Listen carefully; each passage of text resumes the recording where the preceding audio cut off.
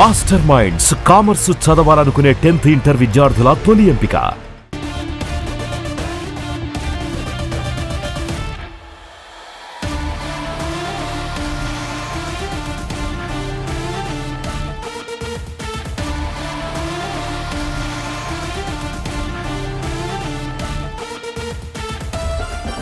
శాంతితో ముడిపడిన వ్యక్తిత్వం, ఇదే ఆయన నిజమైన ధ్యానం. పౌరుల పట్ల బాధ్యత, దేశం పట్ల శ్రద్ధ, యువత పట్ల నమ్మకం, ఇవన్నీ ఆయన స్ఫూర్తిదాయకమైన జీవన శైలిలో నిండి ఉన్నాయి. ఆయన యోగా, ధ్యానం పట్ల ఉన్న ఆసక్తి రాజకీయాల ఒత్తిడి మధ్య సైతం తన మనశ్శాంతిని ఎలా నిలుపుకోవాలో ప్రత్యక్షంగా నిరూపించింది యోగా.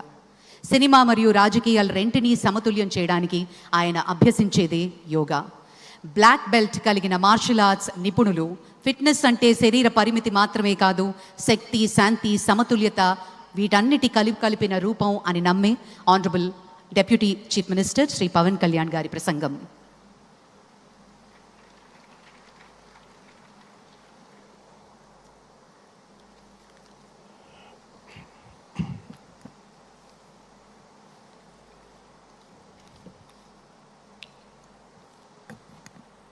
ఉదయ బ్రహ్మస్వరూపం, మధ్యాహ్నేతు మహేశ్వర, సాయంకాలేతు స్వయం విష్ణు, త్రయామూర్తి దివాకర. ముందుగా సూర్య భగవానునికి నమస్సమాంజలి తెలియజేస్తూ, యోగ విద్యను అందించిన ఆదియోగి పరమశివునికి, ఆ మహాయోగ విద్యని మనకి పతంజలి మహర్షి యోగశాస్త్ర రూపంలో అందించారు. వారిరువురి పాదపద్మములకు నమస్కారాలు. మన యోగ విశిష్టతను, గొప్పదనాన్ని ఋగ్వేదంలో ఉన్న మహానుభావులు తెలియజేస్తే, దానిని ప్రపంచవ్యాపితం చేసిన దార్శనికులు మాత్రం గౌరవ ప్రధానమంత్రి శ్రీ నరేంద్ర మోదీ గారు. భారతీయ సనాతన ధర్మం తాలూకు విశిష్టతను యోగా ద్వారా విశ్వవ్యాపితం చేసిన ఘనత ఆయన సొంతం. యోగా సాధకులు ఎంతటి దృఢచిత్తాన్ని కలిగి ఉంటారు, ఒత్తిడి జయించి సంకల్ప సాధకులుగా ఎలా నిలబడతారన్న దానికి కూడా మన గౌరవ ప్రధాని శ్రీ మోదీజీ గారు నిలువెత్తు ఉదాహరణ.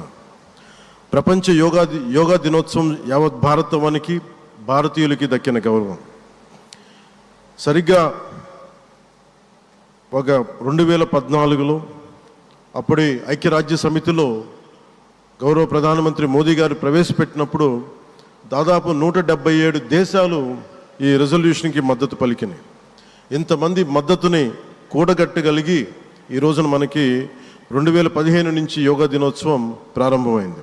ఈ రోజున గౌరవ ప్రధానమంత్రి మోదీజీ గారి పిలుపు మేరకు మనం మొదట విశాఖ 11వ యోగా దినోత్సవ సంబరాలకు వేదిక అయింది.